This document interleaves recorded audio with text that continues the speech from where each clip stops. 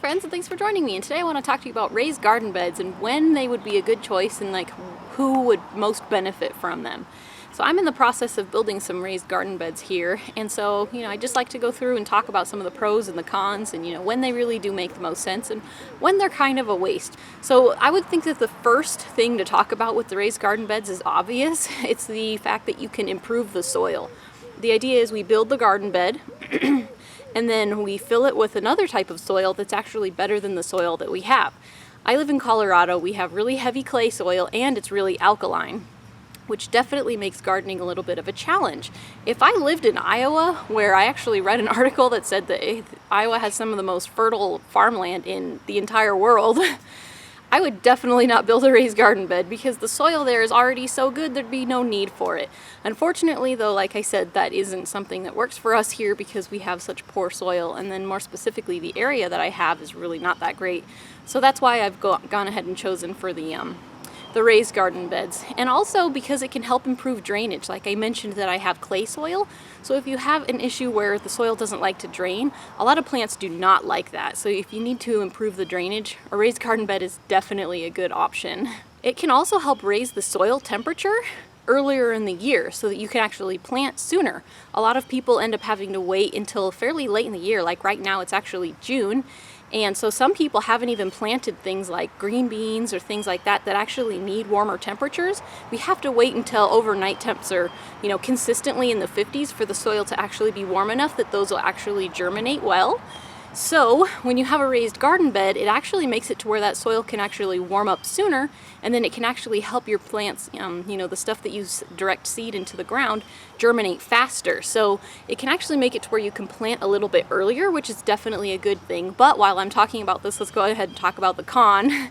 If it can help raise the temperature in the soil earlier in the year, in the middle of the summer when it's really hot, this can actually work against you. So if you have really, really super hot summers, this may not be the best choice. So definitely keep that in mind. It can be easier to cover. So since there's a structure, it can make it easier to build some sort of a structure that can keep away birds or insects or just different things like that. Season extenders, you can put stuff that can make it to where you can protect the plants earlier in the year or keep them protected later in the year so that you can extend your harvest and things like that. So it definitely makes it easier to, come up with those types of structure, things to cover them. Less weeding. I have done both in-ground gardening and garden bed gardening, and by far the raised beds win. Way easier to maintain and way less weeding. Yes, you still get weeds, but eventually if you keep pulling them, all of the seeds that are in the soil will eventually die. And if you never let any of those seeds go to, or the plants go to seed, then they won't be reseeding, and so eventually they can become almost weed free. But it does take a few years before that finally happens. But even then, another thing is soil compaction while I'm on the topic. So because you're walking in the walkways instead of the designated garden beds, it can make it to where your soil doesn't get as compact. And so again, how that relates to the weeding is when you pull them out, they just come right out because the soil is all loose, and it's just easier to pull the weeds out. Whereas in really hard compact ground, it can be really hard to pull weeds. And oftentimes they'll break off at the ground and then they just grow right back. So that's a frustrating thing to have to do. So yeah, definitely not only makes the weeding easier, but there's less of it. More ergonomic, so you can have it to where you don't have to bend over as far. Of course, this obviously depends on how high that you build them. So if you build them up higher, you can also make it to where, people with wheelchairs and just different things like that who really have mobility issues can actually enjoy gardening again, because you can actually make it to where it works for them. Whereas obviously in-ground gardening is a lot harder. There's a lot more bending, there's a lot of, issues that a lot of people have with that sort of stuff. So that's definitely another good reason to do a raised garden bed. And then higher plant yield, because you can actually plant more intensively. In ground, if you look at the back of the seed packet, it'll say, 4 inches apart, and space them in rows of 2 feet. You don't have to actually space them like the seed packet says if you have it in a raised garden bed. You still have to do the 4 inches apart, but it's 4 inches in either direction, and so you can fit a lot of plants in a smaller amount of space, which makes it to where people who have smaller spaces can enjoy a higher harvest and a higher yield because of those garden beds where they can actually plant more intensively. So definitely a positive there.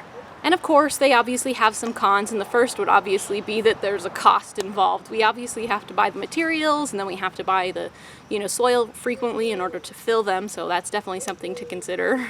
They take time and work to have to build and to set up and, to install into the ground and that sort of stuff. So, there's not only investment in cost, but an investment in time as well. And then, like I mentioned earlier, how they can actually get a little bit warmer, they actually can dry out easier. So raised garden beds frequently do need watered more frequently than a in-ground garden.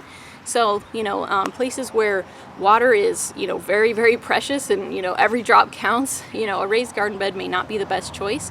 However, I do live in an area where it is pretty dry.